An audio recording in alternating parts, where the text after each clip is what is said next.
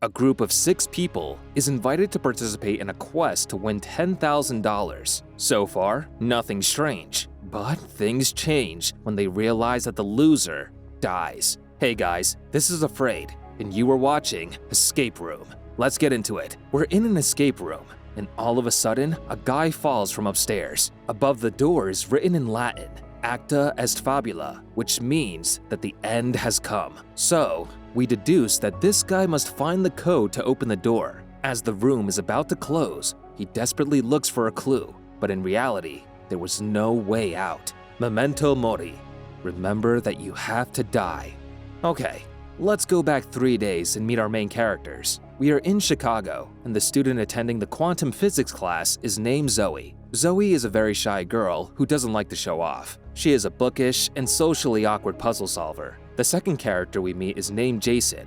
Exactly, the guy who gets off the black Ducati. Jason is a successful day trader. He is a comfortably wealthy, white-collar worker with an ego to spare. The third individual is named Ben, a warehouse worker. Ben is a young melancholy drunk, addicted to smoking and alcohol. He's not doing so well, plus the boss doesn't want to promote him, which makes him feel even worse. All of them have secrets and a hard past, but their lives are about to take a turn. The next day, all 3 of them receive a little present. They receive a black box with a message inside, but they have to be able to open the little box first. Sort of like a Rubik's Cube, but more tricky. This little black box was an invitation to the Minos escape room facility with a chance to win $10,000. With some difficulty, but still, all 3 managed to open the box. Inside the box was the invitation to the escape room.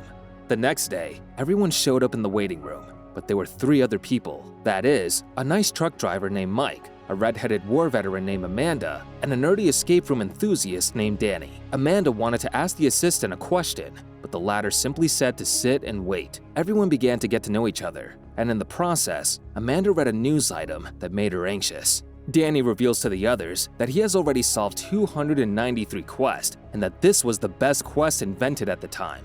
Ben, impatient, wants to go have a cigarette, but accidentally breaks the door handle. Danny thinks the quest has already started, and that the handle hadn't just randomly come off. Seeing the numbers on the door, he thinks there should be a code. So, everyone starts looking for clues, numbers, and other helpful things to find the code. As everyone searches for a clue, Zoe finds a mug that reads, "We know you have a choice." Instantly, Zoe had a flashback. You see, she suffered a plane crash in which she survived. Mike finds a screwdriver in a book. Zoe looks at the book cover and decides that the number 451 is the code from the front door. After entering the code, the door does not open, but the heating traps are activated. Suddenly, it was getting hotter in the waiting room. The group is trying to contact the administrator, but it turns out to be just a plastic dummy. The phone began to ring, and Jason answered. The person on the phone just said to follow the rules and nothing else. As soon as Jason put the phone down, more traps are activated, and it got even hotter in the room. Fortunately, Zoe notices a hint of glass coasters on the table. These stands are buttons. If pressed, it opens the passageway into the vent. But here's the problem. If you release at least one button, the passageway closes. First, Jason went in and found an exit, but he needed the screwdriver to unlock it. Mike brought the screwdriver to Jason, and the latter managed to unlock the exit. Zoe decides to fill the glasses, and then use them to press the buttons. In the meantime, Amanda has a flashback while crawling during an IED attack in Iraq. At that point, Zoe goes to help Amanda, while the 2 remaining guys continue to refill their glasses. The guys run into a snag, since Amanda drank a glass of water from the cooler, so that's what's missing. Luckily, an alcoholic, as always, has alcohol with him, and manages to fill the last glass to open the exit. Amanda is the only one in the whole group who tries to use her brain and call for help, but there's no signal, so they realize the only way out of here is to go through all the rooms in this quest. To unlock the door, they need to find a 7-letter word.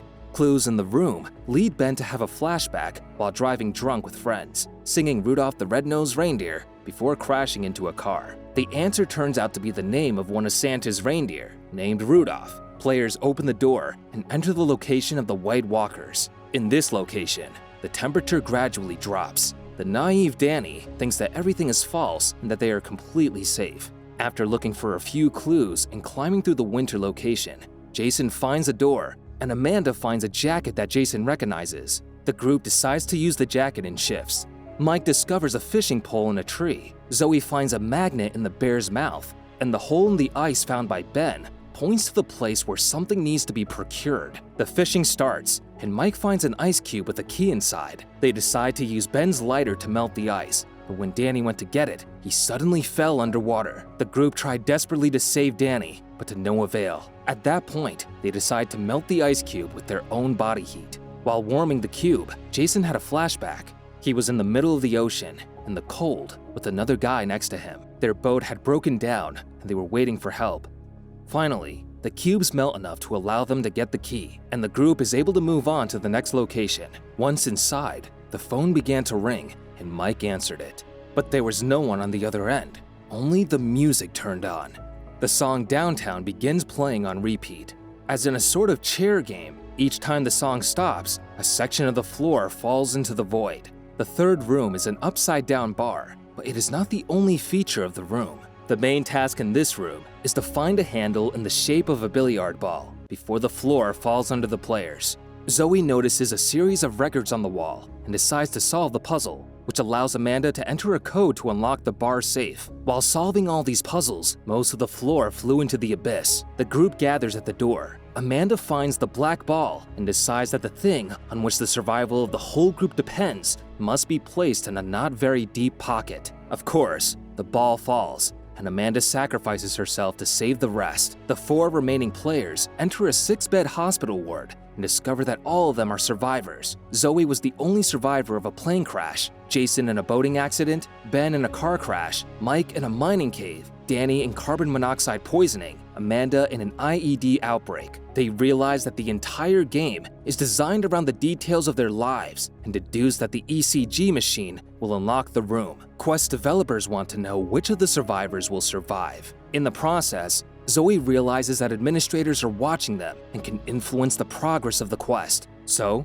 she decides to smash the cameras. The clue says that to prevent the poisonous gas from radiating into the room, it is necessary to use the heart. Jason first tries in vain to use Ben's heartbeat, but is too weak, and then Mike, who has a faster one. Jason convinces him to use the defibrillator, but ends up killing him. The room fills up with gas, but Jason hooks up to the ECG, letting the gas make his heart rate drop. The passageway opens. Jason and Ben escape, but Zoe prefers to stay and eliminate the cameras in the room, ending up being overcome by the gas. Entering a psychedelic room, Ben confronts Jason because of his cynicism and selfish disregard for others, also realizing that Jason has survived the boating accident by killing his friend to get hold of his coat. They open a hatch in the floor, but are drugged by a hallucinogen that creates psychotropic effects on them. The clue says that they must find the antidote before moving on to the next room. Ben finds the antidote and, after a hard fight, kills Jason. He injects himself with the antidote, then falls through the hatch into a room.